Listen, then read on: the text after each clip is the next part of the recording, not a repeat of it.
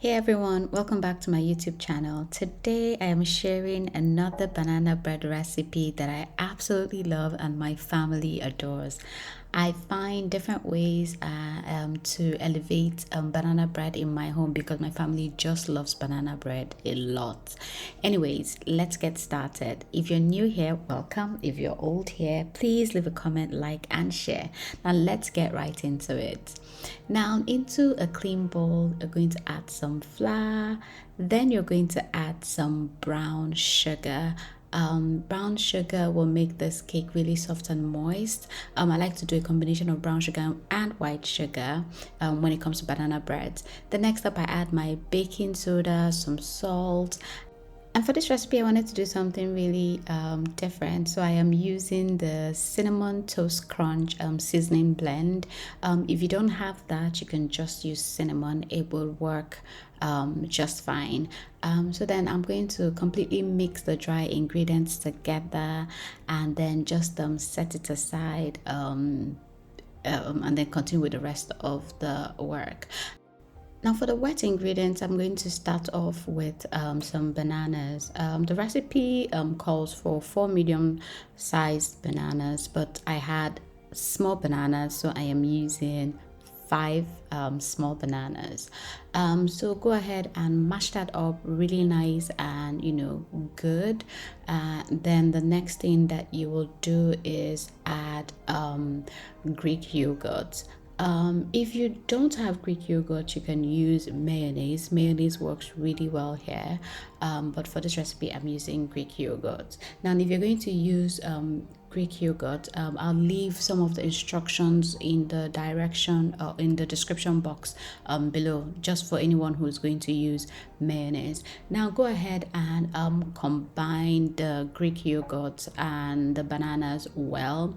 Then next up, take out some eggs, add some melted butter into the eggs, and then add some vanilla, and then give that a good mix, and then pour into the banana and yogurt mixture. Now, if you're still here and you're yet to subscribe to my YouTube channel, please do so. It's just a way of encouraging me and letting me know that you like my videos and that you love the recipes that I share. And you can also leave a comment just to let me know some of the contents that you like to see on here or some of the recipes that you would love for me to share. And if you don't know where I'm from, my name is Onyinye. I am from Nigeria. I share my family recipes on here. My mother or my grandfather was a chef and my mother a caterer, and some of the recipes I grew up on are really amazing, and I just thought that this would be a great avenue to share some of those recipes with you. So the recipes that I share here are my family recipes that have been passed down 3 generations.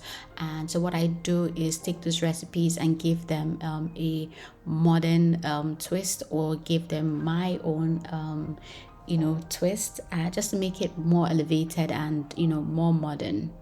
Now, when adding my dry ingredients to my wet ingredients, I like to add the dry ingredients in batches. I can't stress that enough, so that I don't overmix the batter, thereby activating the gluten in the flour. So mix your dry ingredients in batches. I like to do 3 or more batches. If you've seen any of my videos, you'll know that I like to do 3 or more batches. So do that. And I also like to do the folding method when it comes to batters, cake batters, as opposed to just whisking. That would quickly activate the gluten in the flour. So now, once the dry ingredients and the wet ingredients have been completely combined, set that aside, and let's make what I call the cinnamon flour mixture. So into a bowl, I'm going to add sugar, cinnamon, and flour. I'm going to use this to coat the bread pan or baking pan that we're going to use for this banana bread or banana loaf. So I want everything to be really cinnamony, and I want the body or the sides and the base of the banana bread to have this, sweet caramel taste to it. Now, next up, I'm going to bring out my banana. Next up, I'm bringing out the pan that I'm going to use. This pan has been in my family for over 30 years. I grew up, my mom would make cakes and loaves with this pan. So I hopefully I'm going to pass this on to my kids or to my daughter or any of them that is interested in, cooking or whatever. I'm going to pass this on to my daughter. So this pan has been in my family for 30 years, and I absolutely treat it with so much care and attention. So now the cinnamon flour that we made, I just used it to coat the baking pan that we're going to use. And next up, I am adding the butter into it. I want to coat the pan with flour so that the bread doesn't stick to it, but at the same time I'm like, why not make it sweet, cinnamony, more caramelized, like let it have that crusty sugar feel to it. So that's the idea behind this. Now give that a little shake and then take that bread into the oven until a toothpick comes out clean. Now once the bread is out of the oven, it will typically as the bread cools down, the cake will typically release itself from the pan. But just to show you how neat this is, I'm just showing you the visual. You can use a knife to run through the corners of the pan, really, but the cake should really come out clean. So this is a trick that I like to do to get my bread out of my pan. I like to just give it a few taps and around the side, the base and all that, and it just falls off just like so. Now look at that beautiful cinnamon sugar crust on this banana bread. It is everything. It is everything. Anyway, the story behind this cake is that I had been so stressed and I wanted to go see my dad.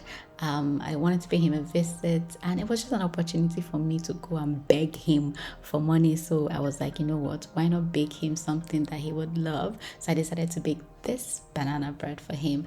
And trust me, guys, he really did love it. Look at how tender and how good this banana bread looks. You can slice into it today. Typically I like to leave my banana breads 24 hours before I dig into it, but whichever way, even if you want to eat it that same day, it still works just fine. Now after this, I got into a car and headed to my see my dad. And now this is me walking upstairs to take some of that slice to him. I hope that you liked this recipe, and I hope that you give this a try. If you do, please leave me a comment in the comment section. You can share this video or recipe with your family and friends. And so that's it. I hope that you like this. I hope that you enjoyed it. And until next time, I love you, Munchos.